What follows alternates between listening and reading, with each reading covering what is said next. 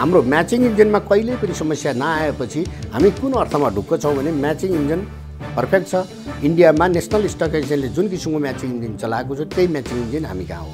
आजको दिनमा 2 करोडको ब्रोकर कम्पनीले नेपालको पुँजी बजारमा सेवा दिन सक्दैन र 50 जना ब्रोकरले मात्रै पनि यो नेपालको पुँजी बजार ठेक्न सक्ने अवस्था छैन।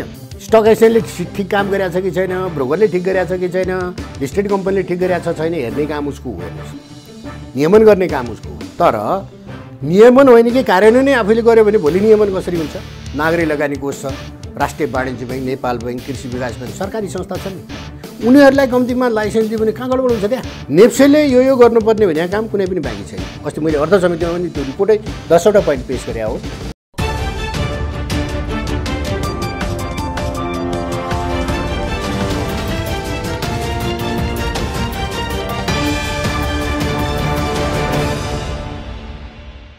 अब यहाँले बारम्बार आफ्नोले गरेको काम देखाउनमा अनलाइन ट्रेडिङ सिस्टम जुन सुरु गरियो टिएमएस, त्यो महत्त्वपूर्ण भन्नुहुन्छ। त्यो स्वाभाविकै हो होइन, बजार यसले गर्दाखेरि मान्छेले घरैमा बसेर कारोबार गर्न सकेका छन्। तर जुन सुरुमा त्यसमा लगानी गरियो त्यो अनुसारको प्रतिफल दिएन, त्यसले चाहिँ बेला बेलामा घ्याङ हुने, तथ्याङ्क नै गलत देखाउने त्यस्तो खालको पनि देखिराखेको छ र अटोमेसनमा पनि जान सकिएन, किनभने तपाईँसँग सेयर नभए पनि बिक्री गर्न सक्ने अवस्था छ होइन। रकम स्वतः चाहिँ बैंक खाताबाट काटिने, बैंक खातामा जम्मा हुने सिस्टम गर्न सकिया छैन। त्यसलाई चाहिँ त्यति ठुलो काम गरियो भनेर सधैँ जस लिइरहनु आवश्यक हो र? तपाईँले यो पनि क्वेसन बजारको क्वेसन उठाउनु भयो, एकदम ठिक भयो। म तपाईँलाई भनौँ, हजुर, तपाईँले सेयरको कुरो गर्नुभयो, पेमेन्टको कुरो गर्नुभयो। तपाईँले संसारभरिका स्टक एक्सचेन्जमा हेर्नुहोस्, पेमेन्ट लेनदेन ब्रोकर र लगानीकर्ताको बिचको सम्बन्ध हो र त्यसपछि तपाईँको के हो भने कहिले डेटा तलमाथि आउने, कहिले चाहिँ ह्याङ हुने भन्ने भयो। त्यही कारणले हामीले यो टिएमएस ब्रोकर संस्था आफैलाई बनाउनु दियो भनेको। बाहिरको जस्तो सिस्टम हेर्ने हो भने एक त हाम्रो पूर्वाधार कति छ त्यो हेर्नु पर्यो, अनि अर्को कुरो बारम्बार तपाईँले उठाएको क्वेसन हामीले धितोपत्र बोर्डसँग पनि धेरैचोटि उठायौँ। तपाईँले ब्रोकरलाई अटोर्नी के अरे अधिकार दिएको छ त? यहाँ ट्रेडिङ अकाउन्ट छुट्टै खोल्छ बाहिर, त्यसको पिओए हुन्छ, पावर अफ अटोर्नी भनेर ब्रोकरलाई पाएको हुन्छ। जस्तो म ब्रोकर भयो, तपाईँ इन्भेस्टर भयो, तपाईँको बैंक अकाउन्ट र तपाईँको डिम्याट अकाउन्ट मैले चलाउन पाउँछु, एउटा एग्रिमेन्ट हुन्छ। रियल टाइममा तपाईँको पैसा तान्ने र तपाईँलाई पैसा जम्मा गर्ने, तपाईँको सेयरको डिम्याटको जुन स्टेटमेन्ट छ त्यो मैले चलाउन पाउने पावर अफ एटोर्नी हुन्छ बाहिर। अब हामीले खोज्छौँ इन्टरनेसनल सिस्टम, तर त्यसका लागि नियम पनि त चाहियो नि। धितोपत्र बोर्डमा 1.5 वर्ष अगाडि मैले भनेको छु, मौखिक रूपमा उहाँहरूलाई भनेको छु, पिओए अब जरुरी भयो हामी कहाँ, र लगानीकर्तालाई यो ट्रेडिङ अकाउन्ट मात्रै खोल्नका लागि छुट्टै व्यवस्था गर्नु पर्यो हामीले। त जुन बैंक अकाउन्ट छ त्यसैमा के अरे ब्रोकरहरूसँग जोडिने, त्यो गर्दाखेरि त ब्रोकर साथीहरूलाई पनि त समस्या छ नि। र तपाईँको यो के हो भने पेमेन्ट गेटवेका सिस्टम पनि त सबै बैंकमा त्यति पूर्वाधार छ त? सबै बैंकले के अरे पुँजी बजारमा लगानीकर्ताको लागि त्यो प्रविधि बनाएको छ त? ती चिजहरू पनि हामीले हेरिदिनुपर्छ। झन्डा हाम्रो नेपाल क्लियरिङ हाउस थियो हेर्नुहोस्, वास्तवमा त्यो क्लियरिङ हाउस भएमा हुनाले यति सम्भव भएको, नभए त हाम्रा 4वटा जो क्लियरिङ बैंक हो त्योभन्दा बाहेक त सम्भवै थिएन नि त। एउटा पूर्वाधार त्यो भनौँ न, राष्ट्र बैंकले एउटा त्यो दिएको थियो त्यो पेमेन्ट गेटवे, त्यो कारणले त्यसले चाहिँ त केही काम गरेको हो। त त्यसका लागि हामी कहाँ नियम कानुन पनि त केही बाधक रहेछ नि, तपाईँहरूले बुझ्नुहोस् न। मैले भने नि ट्रेडिङ अकाउन्ट छुट्टै खोल्ने, पावर अफ एटोर्नी छुट्टै ब्रोकर साथीहरूलाई दिने गर्ने हो भने त्यो असम्भव छैन, सम्भव छ।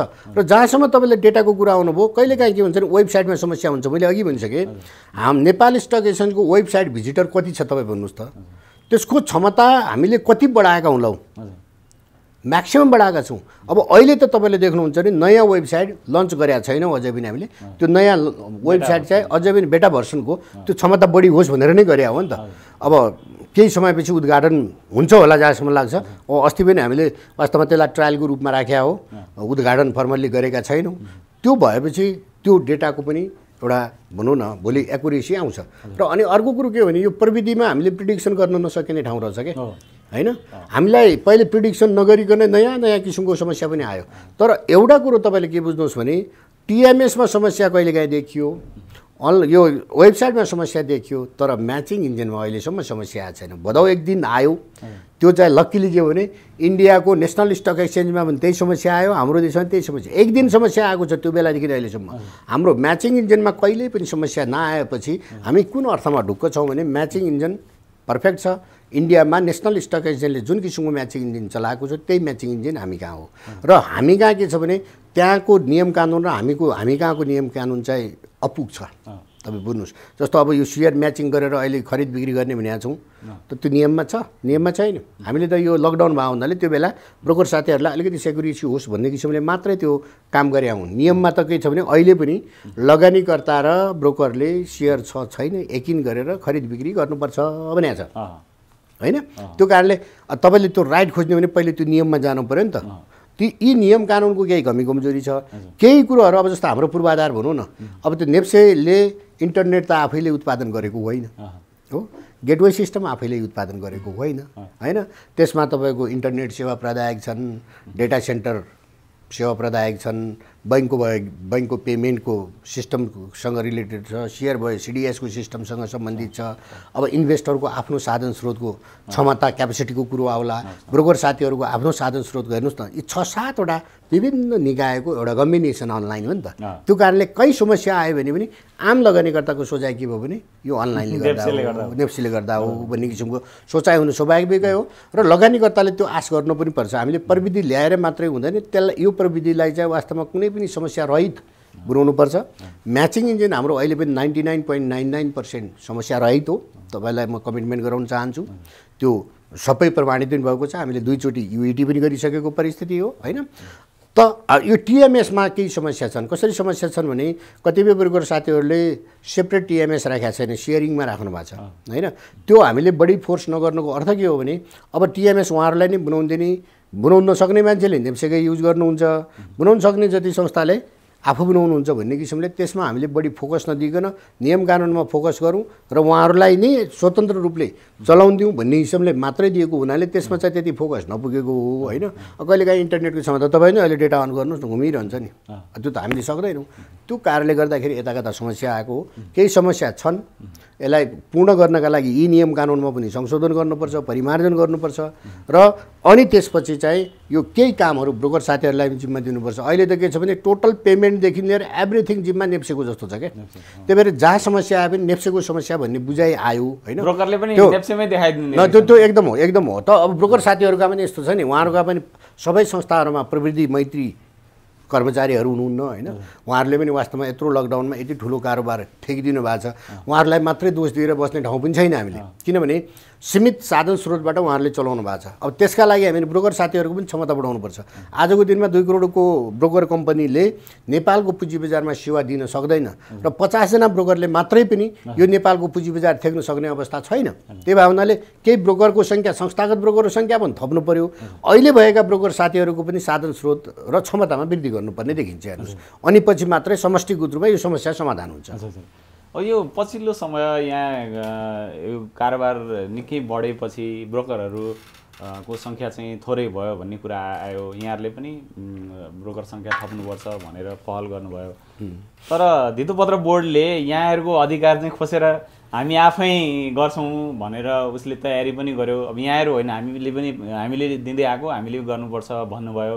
अब यो चाहिँ ब्रोकरसँग लाइसेन्स पाउनु नै एउटा चाहिँ ठुलो चिट्ठा पर्या जस्तो अवस्था छ होइन। उनीहरू जति पनि तिर्न तयार छन्, त्यो अवस्थामा उनीहरूबाट प्राप्त हुने शुभ लाभले चाहिँ नेप्सेले मात्रै एक्लै लिने भयो, हामी पनि चाहिन्छ भनेर खोसिया हो कि केले चाहिँ यो द्वन्द्व सिर्जना गर्यो यहाँहरूलाई? होइन, यसमा यस्तो छ हेर्नुहोस्। हजुर, मैले मान्ने बोल्ने भनेको अहिलेको विद्यमान ऐन नियम कानुन। हजुर, अहिलेको विद्यमान ऐन नियम कानुनमा के छ भने हामीले कार्यविधि बनाएर धितोपत्र बोर्डलाई दिने, धितोपत्र बोर्डले यो कार्यविधि ठिक छ अगाडि जाऊ भनेर हामीले ब्रोकर कम्पनीको सिफारिस धितोपत्र बोर्डलाई दिने हो। अन्तिम स्वीकृति धितोपत्र बोर्डकै हो, अधिकार उसकै हो।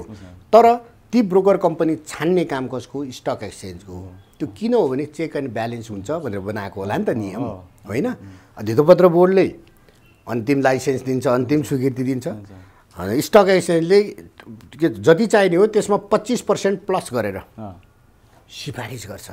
यसको वैज्ञानिक अर्थ होला नि त त्यहाँ, होइन?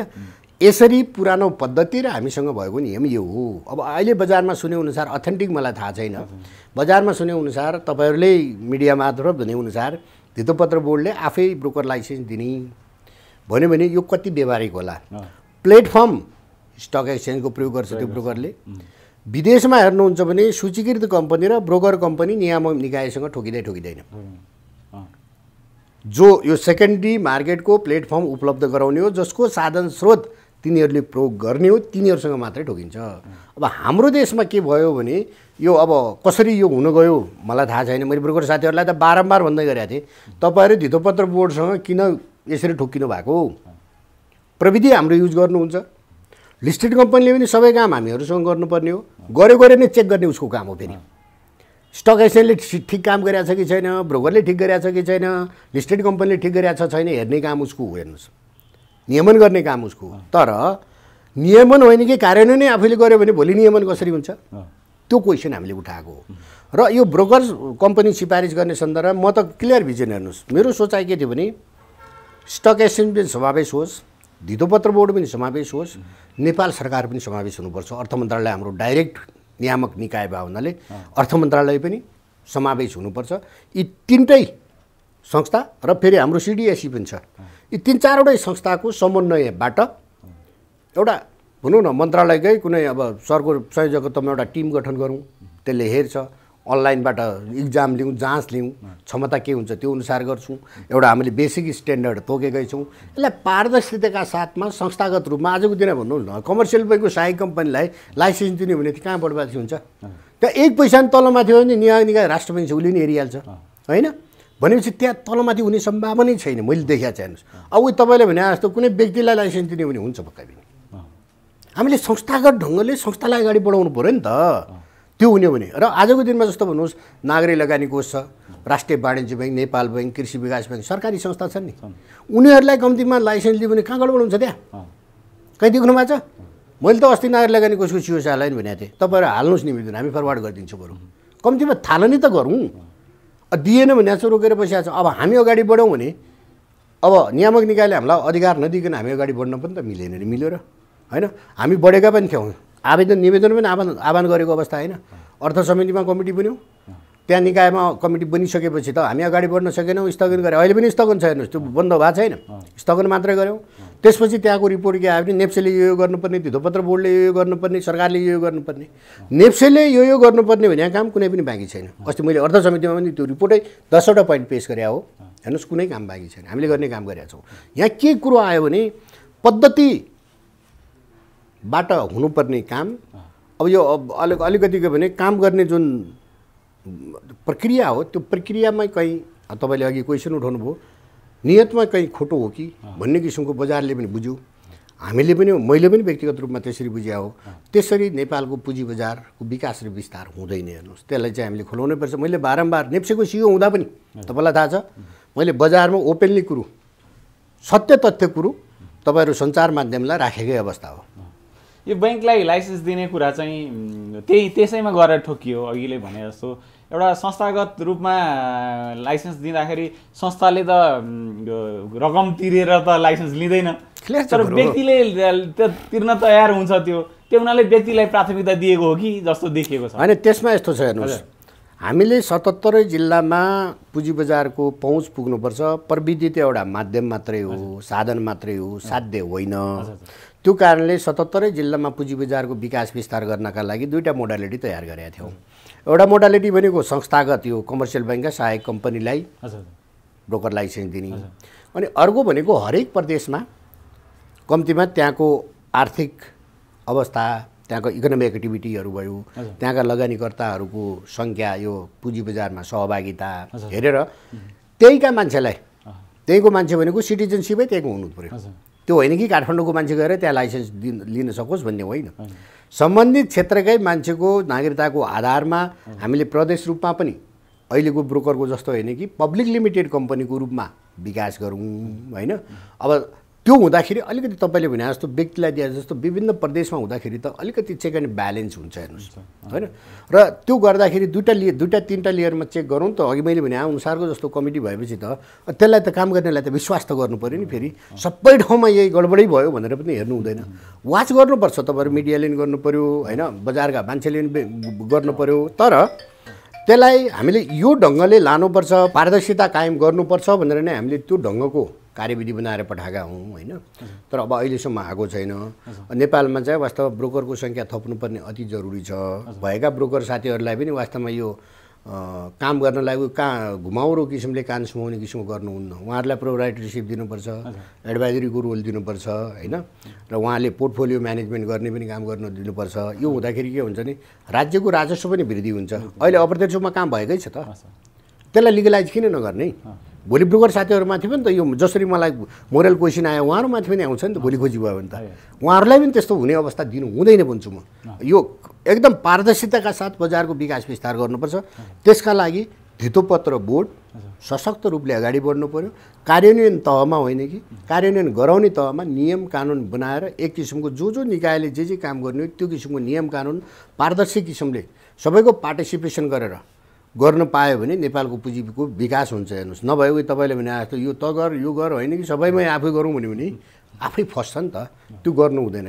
हामीलाई थाहा छ नि, हामी म्यानेजमेन्टको मान्छे, काम त अरूद्वारा गराउने हो नि, त्यसलाई म्यानेज मात्रै गराउने हो। नियामक निकाय भने पनि त्यही हो नि। जस्तो अब धितोपत्र ऐन पुरानो छ हेर्नुहोस्, जस्तो हामीमाथि अहिले क्वेसन आयो। वास्तवमा नियम कानुन र प्रष्ट बजारलाई सबै कुरो थाहा दिएको भए हाम्रो इज्जत पनि हुन्थ्यो, हामीले काम गर्न पनि पाउँथ्यौँ, एउटा नागरिकको हैसियतले आफ्नो अधिकार पनि प्रयोग गर्न पाउँथ्यौँ। तर अब कुरो के छ भने हामीसँग ऐन नियम कानुन हाम्रा धेरै पुराना छन् होइन। अब समयानुकूल हाम्रो संशोधन भएन, त्यो हेर्ने कसले त? नियामक निकायले हो नि त। आज क्वेसन आयो, तपाईँको मैले अघि आचार संहिता भने मेरो संस्थाको नियमावली भने त्यो त धितोपत्र बोर्डले पास गरे हो नि त, नेप्सीले आफै गरेको हो र। धितोपत्र बोर्डले पास गरे हो, कर्मचारी नियमावली अर्थ मन्त्रालयले पास गरे हो, त्यो त नियम हामीले मान्ने त्यो हो नि त। त्यसमा कमी कमजोरी छन् भने त्यसलाई अब हामीले हेर्नुपर्ने परिस्थिति छ। अहिलेसम्म नहेरेको अवस्था हो नि त। त्यो कारणले गर्दाखेरि बजारमा बुझाइ एक किसिमको भयो, हाम्रो नियम कानुन अर्को किसिमको छ। हामी काम गर्ने मान्छे पनि नियम कानुनभित्र काम गर्दै पनि यो वास्तवमा हामी पीडित हुनुपर्ने परिस्थिति आयो नि त। त्यो काम हेर्ने त नियामक निकायले हो। त्यही भएर धितोपत्र ऐन पनि अब तुरुन्तै संशोधन गर्ने परिस्थिति देख्छु म। अब त्यही त अब धितोपत्र बोर्ड एउटा नियामक निकाय, यहाँहरू पनि कारोबारको जुन प्लेटफर्म उपलब्ध गराउने फ्रन्टलाइनर नियामक नै हुनुभयो। तर जब नयाँ धितोपत्र बोर्डको नयाँ अध्यक्ष आउनुभयो त्यस पछाडि चाहिँ यहाँहरूको द्वन्द्व एकदम सतहमै आयो क्या। त्यो आउनुपर्ने अवस्था चाहिँ यहाँहरूको जुन कार्यक्षेत्रको चाहिँ हस्तक्षेपले हो कि व्यक्तिगत टसल हो कि यो कसरी चाहिँ यो प्रकट भएको हो? होइन, यस्तो छ हेर्नुहोस्, हजुर, धितोपत्रको अध्यक्षज्यू र मेरो व्यक्तिगत टसलको कुनै प्रश्नै आउँदैन। म नेप्सेमा हुँदा झन्डै 3 वर्ष उहाँ मेरो सञ्चालक भएर बस्नु भएको हो होइन। जब धितोपत्र बोर्डमा सर जानुभयो, उहाँको व्यक्तिगत हाम्रो इगो होइन, प्रणालीगत र कार्यगत रूपमा वास्तवमा हामीलाई चित्त नबुझेको। जस्तो तपाईँलाई मैले इक्जाम्पल दिउँ, आइटी पोलिसी झन्डै 2 वर्ष लाग्यो पास गर्न। यो हामीले एउटा हाम्रो डेटा मिडियालाई छुट्टै किसिमले दिन्छौँ, विज्ञलाई छुट्टै किसिमले दिन्छौँ र एक किसिमको नेप्सेले चार्ज पनि गर्छ। त्यसले गर्दाखेरि वास्तवमा यो वेबसाइट जुन ह्याङ भइरहेको छ, इन्भेस्टरले वास्तवमा यो हेर्ने त अधिकार त इन्भेस्टरको हो नि त। तपाईँले त्यहाँबाट डेटा लिएर कुनै व्यापार गर्नुहुन्छ भने त तपाईँलाई फ्री दिनुपर्छ भन्ने जरुरी छ छैन नि? विभिन्न यी विज्ञहरूले विभिन्न संस्थाहरूले त वास्तवमा त्यो डेटा फ्रीमा लिएर व्यापार गरिरहेको छ नि त, लाखौँ करोडको कमाएको छ नि त। त्यस्तालाई चार्ज गरौँ र तिनीहरूलाई छुट्टै सर्भर राखेर छुट्टै व्यवस्था गरौँ। लगानीकर्ता र ब्रोकर साथीहरूले वास्तवमा नेप्सेको वेबसाइट फ्री प्रयोग गर्न पाउनुपर्छ, निःशुल्क प्रयोग गर्न पाउनुपर्छ, कुनै पनि डिस्टर्ब नभइकन प्रयोग गर्न पाउनुपर्छ भन्ने मान्यता हो नि। त्यो अनुसारले हामीले एउटा एपिआईको पोलिसी गरेर इम्प्लिमेन्टेसनको फेजमा लग्यौँ। हाम्रो सञ्चालक समितिले पास गर्यो। त्यो जब कार्यान्वयन गर्ने बेला धितोपत्र बोर्डबाट चिठी आयो, यो कसले सोधेर कसले भनेर तपाईँहरूले यो युज गर्नुभयो भन्नुभयो।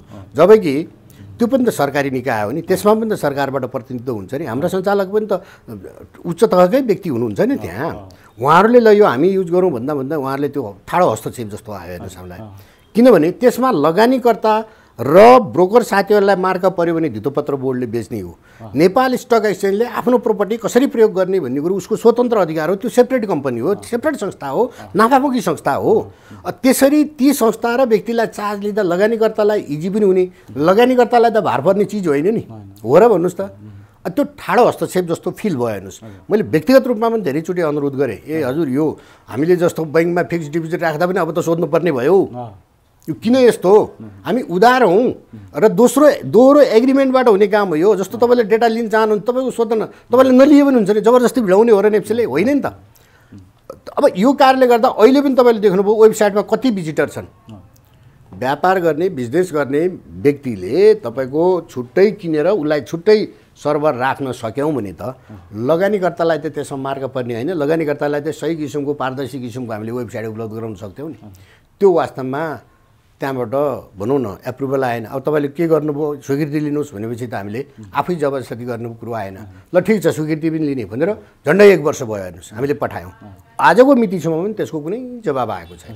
त्यसपछि अर्को बजारमा अहिले क्लोज आउटमा पऱ्यो भने लगानीकर्ताले 20% फाइन तिर्नु परिरहेको छ। वास्तवमा धेरै ठुलो रकम हो यो, साना साना लगानीकर्ताको लागि वास्तवमा धेरै ठुलो रकम हो नि त। अनि हामीले के भन्यौँ भने यो अक्सन छोडिदिउँ।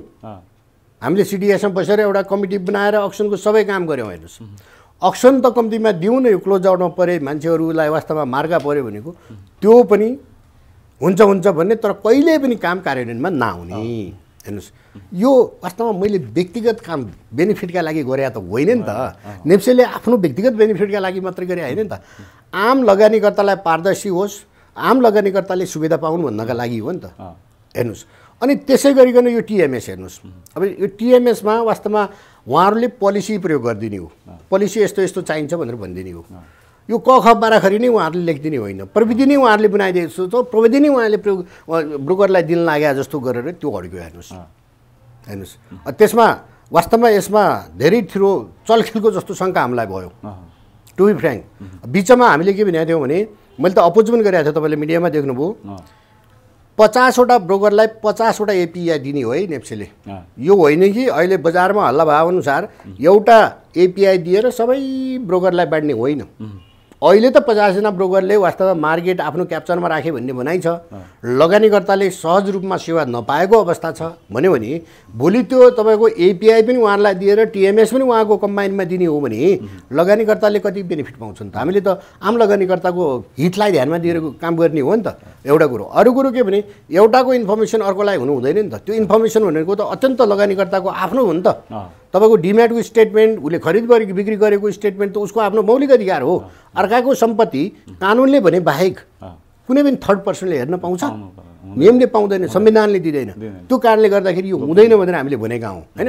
त्यसमा चाहिँ कस्तो भयो भने अलिकति कन्ट्राडिक्सन जस्तो धितोपत्र बोर्डको वास्तवमा बुझाइ के आयो भने होइन हामी नै बोसाउने, हामीले भनेपछि जे पनि हुनुपर्छ भन्ने किसिमको कन्ट्राडिक्सन आइसकेपछि त्यसमा चाहिँ संस्थालाई पछाडि पार्ने, आम लगानीकर्ताको हितलाई पछाडि हुने कुरोमा हुन्छ भनेर त्यसमा हस्तेमा हैसै गर्न चाहिँ मोरली पनि दिएन नि त।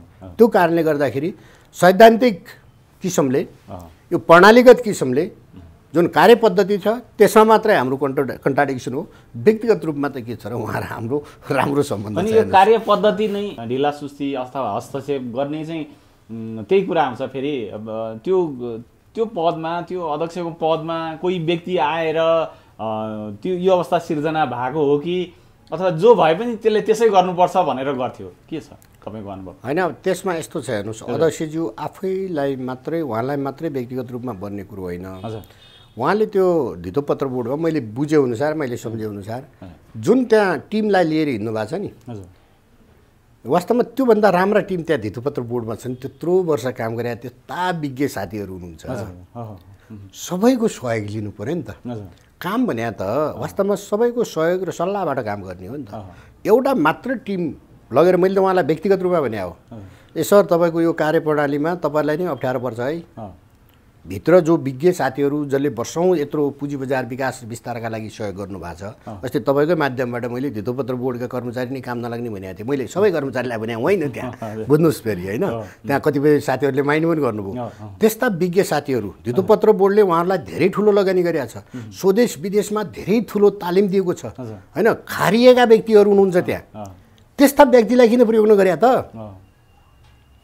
हो कि होइन जस्तो जोसँग जे क्षमता छ त्यो लिएर काम गर्ने हो नि त एउटै टिमलाई मात्र लगेर उनीहरूको मात्रै भनाइ गरेर इभन अब तपाईँको अस्तिको 51वटा कम्पनीको हेर्नुहोस् न त्यहाँ भाषा हेर्नुहोस् न त्यो सञ्चालक समितिका सदस्यलाईसम्म फसाउने काम भयो त्यो भएन र सञ्चालक समितिले त्यो निर्णय गरेको पक्कै होइन होइन त्यो जुन भाषा जुन किसिमले त्यो राखियो इन्टेन्सनली राखिएको हो नि त अब त्यो अध्यक्षज्यूले गरे होइन होला पक्कै पनि त्यहाँ काम गर्ने मान्छेले गरेका होलान् त्यो कारणले गर्दाखेरि काम गर्ने पद्धति जो मान्छेसँग जे क्षमता छ त्यो अनुसारको काम र लिडरसिप त्यो किसिमको नभएको हो कि कता कता जस्तो मलाई फिल भएको छ है त्यो हो कुरो त्यो कारणले व्यक्तिगत रूपमा होइन व्यक्ति आउँछ जान्छ संस्थागत सम्बन्ध हुनुपर्छ त्यो पदमा अहिले ए होला भोलि बी होला भोलि पर्सि सी होला त्यो ठुलो चिज होइन हामीले हामीसँग भएको विद्यमान ऐन नियम कानुन अनुसार कार्यान्वयन गर्नका लागि हामी कार्यकारी भएर जाने हो नि त त्यहाँ त्यो होइन कि आफ्नो इच्छा जे छ त्यो गर्ने होइन नि त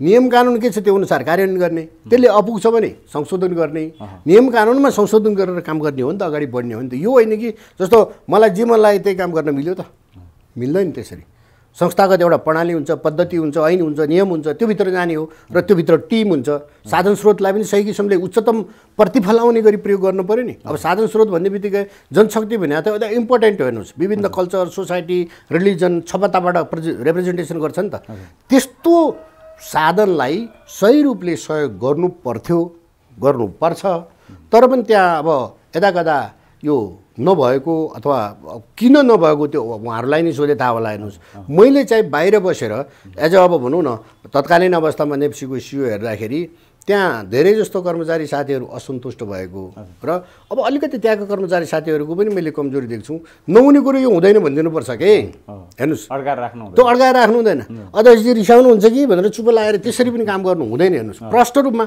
जागिरी खाने मान्छे हो नि त भोलि बजार राम्रो हुन्छ भने आफू तल परेर भयो भने त्यसलाई राम्रो गरौँ भन्ने मान्यता चाहिँ राख्नुपर्छ जस्तो लाग्छ मलाई त्यो कारणले गर्दाखेरि व्यक्तिको मनोवृत्तिले पनि असर गर्छ पक्कै पनि हो त्यसपछि त्यो भित्रको टिमलाई कसरी मोबिलाइज गर्छ त्यसको साधन स्रोतलाई कसरी प्रयोग गर्छ त्यसमा पनि भर पर्ने चिज हो हेर्नुहोस् त्यो कारणले सधैँ यो कन्ट्राडिक्सन हुन्छ भन्ने होइन र पक्कै पनि केही कुराहरू चाहिँ के हुन्छ भने नियामक निकाय र कार्यान्वयन गर्ने निकायको बिचमा अलिअलि कन्ट्राडिक्सन पर्छ तपाईँले अमेरिका यहीँ इन्डिया देख्नुहुन्छ भने सेबीको बिचमा सेबीको विरुद्धमा नेसनल स्टक एक्सचेन्जले महिना मुद्दा हाल्छ हैन त्यहाँ किन पचिसक्यो बजारले पनि पचायो नियामक निकायले पनि पचायो सरकारले पनि पचायो अब यहाँ के छ भने जबरजस्ती अब नियामक निकायले भनेको कुरो मान्नै पर्छ यो रङ होस् कि राइट होस् भन्ने कुरोमा चाहिँ मेरो चाहिँ सहमति रहँदैन हेर्नुहोस् त्यो मैले धेरै जस्तो नेप्सीमा बसेर अथवा सेभनसँग भन्ने इभन नेपाल सरकारकै भनौँ न मेरो कार्यकालमा वास्तवमा अर्थ मन्त्रालयले यति ठुलो सहयोग नगरेको भए आजको दिनमा यो सिस्टम आउँदैन थियो हेर्नुहोस् यद्यपि यो अनलाइनमा त तपाईँले देख्नुभयो हामीले कार्यान्वयन गरिसकेपछि पनि धितोपत्र बोर्डको रिपोर्ट हेर्नुहोस् न त्यहाँबाट प्रश्न हुन्छ नि त त्यो कुरोमा गल्ती छ भने धितोपत्र बोर्डले गर्ने के हो हेर्नुहोस् म भइदिएको भए के गर्थेँ त्यो भन्नुहोस् मैले के गर्थेँ स्टक एक्सचेन्जमा प्रयोग हुने यो प्रविधि कस्तो हुनुपर्छ नियम बनाउँथेँ ब्रोकर साथीहरूले प्रयोग गर्ने पद्धति कस्तो हुनुपर्छ त्यो नियम बनाउँथे लगानीकर्ताको आफ्नो साधन स्रोत के कस्तो किसिमको मेन्टेन गर्नुपर्छ त्यो नियम बनाउँथे यो अनुसार कार्यान्वयन गर भन्थे भयो भने चेक गर्थे क्लियर छ त कुरो अब अहिले सिस्टम कस्तो हुनुपर्छ भनेर धितोपत्र बोर्डमा छ कहीँ तपाईँहरूलाई मलाई भन्नुहोस् होइन अस्ति मैले एकचोटि एपिआई के अरे यो अडिट गराउनु पऱ्यो युएटी गराउनु पऱ्यो धितोपत्र बोर्डमा गयौँ अब सोध्नु त पऱ्यो नियामक निकायले हाम्रो सञ्चालक समितिले क्राइटेरिया पास गर्यो अब भोलि त्यो पास गरेको कुरो पनि भएन भने फेरि अर्को लफडा हुन्छ चिठी बोकेर गयौँ हजुर हामीले यो गऱ्यौँ इन्डियाको मुम्बई स्टक एक्सचेन्जको युएटी जुन पद्धतिले हुन्छ त्यो किसिमको गरेर गयौँ देखायौँ यो पुगेन भन्नुभयो अब के पुगेन भन्दा हेर्नु न तपाईँ बाहिरतिर हेरेर गर्नुहोस् भने यो तरिकाले हुन्छ यो तरिकाले सम्भावना हुन्छ हुँदैन तर अब हामीले पछि के गर्यौँ भने आफ्नै किसिमको गऱ्यौँ युएटी पनि भयो अहिले पछिल्लो दिनमा होइन अनि अब यो त टेन्डर गर्ने हो होइन टेन्डर गऱ्यो अब 10 करोडभन्दा माथिको टेन्डर ग्लोबल हुँदैन फेरि हाम्रो पिपिएमओको नियम पनि मान्नु पऱ्यो उहाँले ग्लोबल टेन्डर गर्नुहोस् पिपिएमओको रुल अनुसार हामीले सोध्यौँ पनि हामी ग्लोबलमा जाने हो कि भनेर सोध्यौँ तपाईँहरूले विद्यमान ऐन नियम कानुन अनुसार काम गर्नुहोस् भनेर त्यहाँबाट चिठी आयो अब गर्ने के त विद्यमान भने त 10 करोडभन्दा तलको त नेपालकैबाट युएटी गराउनु पर्ने अवस्था आयो भने यी चिजहरूमा अलिकति खुकुलो गर्नुपर्छ जस्तो तपाईँ अहिले देख्नुहुन्छ भने एनटिसीले आफ्नो चिजवस्तुहरू खरिद बिक्री गर्दा पिपिएमओको रुल लाग्दैन उसको आफ्नै छ अब हामीसँग त छैन। यी चिजहरू पनि हामीले त्यहाँ राखेका छौँ। यो आयो, हामीलाई हार्डवेयर किन्नु पऱ्यो, तुरुन्त किन्नुपर्छ। पिपिएमको रुल अनुसार जाँदा 6 महिना लाग्छ। यसमा पनि त केही संशोधनको आवश्यकता रहेन भने अहिले तपाईँहरूलाई किन चाहिएको छ र त्यत्रो कहाँ चाहिन्छ भन्ने किसिमको कुरा आयो फेरि, होइन? भने मतलब कस्तो भने यो कारणले गर्दा यता कता कन्ट्राडिक्सन हुन्छ, त्यति हो कुरो। यो पछिल्लो समय चाहिँ यो मिडियाहरूमा विभिन्न व्यक्तिहरू अब स्टकका विज्ञको रूपमा प्रकट हुने र उनीहरूले चाहिँ यो स्टक राम्रो छ, यो स्टक ठिक छैन, यो खतम, यसमा किन्यो भनेदेखि यसमा लगानी गर्नुभयो भने तपाईँले यति धेरै कमाउनुहुन्छ, यसमा गर्नु भने गुमाउनुहुन्छ भन्ने जस्तो मिडियामा आएर इन्टरभ्यूहरू दिने त्यो प्रवृत्ति चाहिँ के लाग्छ? यहाँ पनि फ्रन्टलाइनर नियामक भएर बस्नु भएको अवस्थामा जाँदा जाँदै यहाँको चाहिँ धारणा के छ त्यसमा? त्यो अत्यन्त गलत हो। हजुर, कुनै व्यक्तिलाई पनि थाहा हुँदैन भोलि यो स्क्रिप्ट बढ्छ यो घट्छ भन्ने थाहा हुँदैन। त्यो अत्यन्त व्यक्तिगत फाइदाका लागि यो साथीहरूले त्यो गरेको जस्तो लाग्छ मलाई। र वास्तवमा यी चिजहरू नियन्त्रण हुनुपर्छ र त्यस्ता साथीभाइले वास्तवमा आफै सेल्फ अनुशासित रहनुपर्छ जस्तो लाग्छ। ठिक छ, बजारका बारेमा विभिन्न रेसियोहरू, विभिन्न आधारभूतदेखि लिएर टेक्निकल कुरामा जानकारी दिनु असाध्यै राम्रो चिज हो। तर पर्टिकुलर कम्पनीका बारेमा यो हुन्छ ऊ हुन्छ भनेपछि यो हल्ला फैलाएर आफू बेनिफिट लिन खोज्नु हो।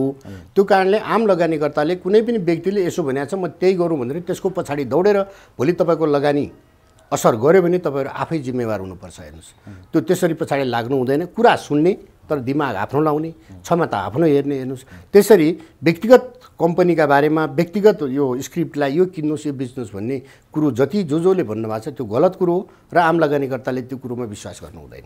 नियामकले पनि त्यसलाई नियमन गर्नुपर्छ। नियामक यसो हेर्नुहोस्, अब हामीले कस्टमरलाई, इन्भेस्टरलाई अथवा यस्ता मान्छेलाई हेर्ने काम स्टक एक्सचेन्जको काम होइन। अब यो धितोपत्र बोर्डले नै केही काम गर्नुपर्छ। अहिलेको वर्तमान परिस्थितिमा वास्तवमा नियम कानुन छैन।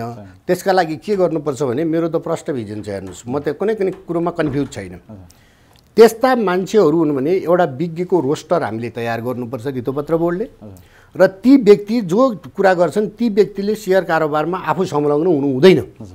आफू संलग्न नभइकन रोस्टर तयार गरिकन एउटा लाइसेन्सै आउनु पऱ्यो नि त। जस्तो तपाईँ पुँजी बजारको विज्ञ हो भनेर कसले भनिदिएको छ? नेपालमा कसैले भनेको छ? आफै घोषणा, आफै सो घोषणा छ, लगानीकर्ताले भनेका छन्। अनि त्यो कारणले गर्दा धितोपत्र बोर्डले यो काम चाहिँ तुरुन्तै गर्नुपर्ने अवस्था छ। जसले पुँजी बजारका बारेमा यो तालिम पनि विभिन्न किसिमको दिएको अवस्था देख्छु। तिनीहरूलाई कसले लाइसेन्स दिएको छ? भोलि त्यो उहाँहरूले दिएको तालिमको कारणले कुनै लगानीकर्ता फस्यो डुब्यो भने को जिम्मेवार हुन्छ? भोलि उसले गलत कुरो गर्यो भने कारबाही गर्ने ठाउँ बल्ल हुन्छ। अब अहिलेसम्म त्यो छैन। हेर्नुहोस्, यो कुरो मैले जहाँसम्म लाग्छ रेबसरै हुँदाखेरि सुरुको दिनमा मैले पनि उठाएको थिएँ त्यहाँ, हामी गर्छौँ भन्ने कुरो पनि थियो। र अनि यसका लागि अब के गर्न आवश्यक छ भने धितोपत्र बोर्ड, स्टक एक्सचेन्ज, सिडिएस मिलेर एउटा ट्रेनिङ इन्स्टिट्युट पनि चाहियो। किन आम लगानीकर्तालाई बुझाउनु पऱ्यो नि त। नेप्सीको मात्रै आफ्नो साधन स्रोतले, सेभेनको मात्रै आफ्नो साधन स्रोतले मात्रै त्यो सम्भव हुँदैन। त्यो कारणले गर्दाखेरि एकातिर जस्तो बिमा समितिले ट्रेडिङ सेन्टर गर्यो, राष्ट्र बैङ्कको आफ्नो छ होइन भने अब क्यापिटल मार्केट पनि यति ठुलो भइसक्यो भने त्यसका लागि ट्रेडिङ सेन्टर सरकारी निकायमा आफ्नो हुनु पर्यो। त्यो होइन कि अब तालिम दिने भनेको छ, 2-4 जना मान्छे जम्मा गरेको छ, त्यो तालिमले भ्याल्यु राख्दैन। त्यो कारणले संस्थापन खोल्ने, यस्ता व्यक्तिहरूलाई हामीले एक किसिमको आधिकारिक भनौँ न प्रमाणपत्र पनि दिने र ती व्यक्तिहरू पुँजी बजारमा संलग्न नभएको व्यक्तिले मात्रै यस्ता कुरा गर्न सक्छ। अब दिनभरि 11 बजेदेखि 3 बजेसम्म आफू खरिद बिक्री गर्छ, बेलुका गएर तपाईँको चाहिँ उसमा चाहिँ यो किन्नुहोस् र यो बेच्नुहोस् भन्यो भने उसले कति सत्य तथ्य कुरो, कति पारदर्शी र कति अर्काको हितमा कुरो गरे होला त। त्यो कारणले यो विश्वास लाग्दैन। यो चाहिँ बन्द हुनुपर्छ जस्तो लाग्छ मलाई। अब हामी करिब करिब अन्तिममा आइसकेका छौँ होइन। अब यहाँ स्टक एक्सचेन्जको प्रमुख कार्यकारीको रूपमा रहेर गर्न नसकेको र के समय पाएको भए म यस्तो यस्तो गर्थेँ भन्ने केही योजनाहरू छन्? त्यसमा प्रश्न छ। हेर्नुहोस्, एउटा जुन अधुरो रहेको यो फाइनेन्सियल डेरिभेटिभ, यसलाई इम्प्लिमेन्टेसन गराउनु पाएको भए हुन्थ्यो भन्ने मलाई आफ्नो।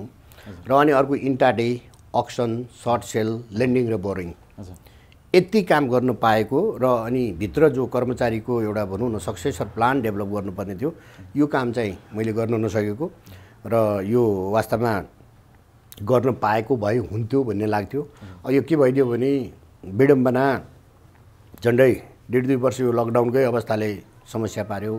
र त्योभन्दा अगाडि हामीले अनलाइन ल्याइसकेपछि धेरै जस्तो कन्सन्ट्रेसन यसमा गर्नुपर्ने अवस्था आयो कि एक त अब हामीलाई भनौँ न विभिन्न किसिमका साधन स्रोतको उपलब्धता गराउनुपर्ने हार्डवेयरदेखि लिएर जनशक्तिदेखि लिएर सबै गर्नुपर्ने। अनि अर्को कुरो के भने बजारमा यी अब नयाँ निकायसँग जस्तो बैङ्कसँग इन्टिग्रेसनका कुरा भए, सिडिआईसँग इन्टिग्रेसनका कुरा भए, क्लियरिङ हाउससँग इन्टिग्रेसनका कुरा भए, अब ब्रोकर साथीका भनौँ कर्मचारीदेखि उहाँहरूलाई तालिम दिने कुराहरू भए, लगानीकर्तालाई विभिन्न किसिमको इन्फर्मेसन दिने कुराहरू आए। अब समस्या आएपछि त्यसको समाधान गर्नलाई पनि समय व्यतीत भयो। त्यो कारणले गर्दाखेरि इन टाइम गर्न नसकिनुको कारण त्यो हो। यी कामहरू चाहिँ अधुरा हुन् र मलाई आश छ, मैले हिजो सञ्चालक समितिमा अध्यक्षज्यूलाई पनि अनुरोध गरेका छौँ, त्यहाँका कर्मचारी साथीहरूलाई पनि अनुरोध गरेका छौँ, यो काम चाहिँ अगाडि बढाउँ ताकि नेपालको पुँजी बजारमा वास्तवमा लगानीकर्ताको प्रतिफल सही किसिमले आओस्। अब नाफा भनेर वात्त धेरै ठुलो नाफा पनि धेरै कमाउने ठाउँ नहोस्, नोक्सान भनेर एकदम तल गएर पनि नोक्सान गर्ने ठाउँ नहोस्। पारदर्शिताका साथ पुँजी बजारमा सरकारको पनि रेभेन्यू इन्क्रिज हुने र अहिले जुन इक्विटी बजारमा मात्रै भर परेको लगानीकर्ता छ त्यसले अर्को अप्सन पनि पाउने काम भयो हुनाले यो कामलाई चाहिँ अगाडि बढाइदिन भनेर मैले हिजो मात्रै पनि अनुरोध गरेका छु। आशा छ त्यो काम केही समय लाग्ला तर बजारमा आउँछ र त्यो आइसकेपछि लगानीकर्ताले वास्तवमा त्यसको पनि उपयोग गर्न पाउँछन् जस्तो लाग्छ। धन्यवाद, यहाँ आइदिनु भयो, आफ्नो कार्यकालको अनुभवहरू सेयर गर्नुभयो। यहाँका आगामी दिनहरू शुभ रहन्। धन्यवाद। हस्, तपाईँ लगायत तपाईँको टिम र आम लगानीकर्ता पुँजी बजारसँग प्रत्यक्ष अथवा अप्रत्यक्ष सम्बन्ध राख्ने सम्पूर्ण क्षेत्रलाई म अहिले मेरो यो कार्यकालसम्ममा जे जति सहयोग गर्नुभयो त्यसका लागि एकदम मुरी धन्यवाद दिन चाहन्छु। धन्यवाद।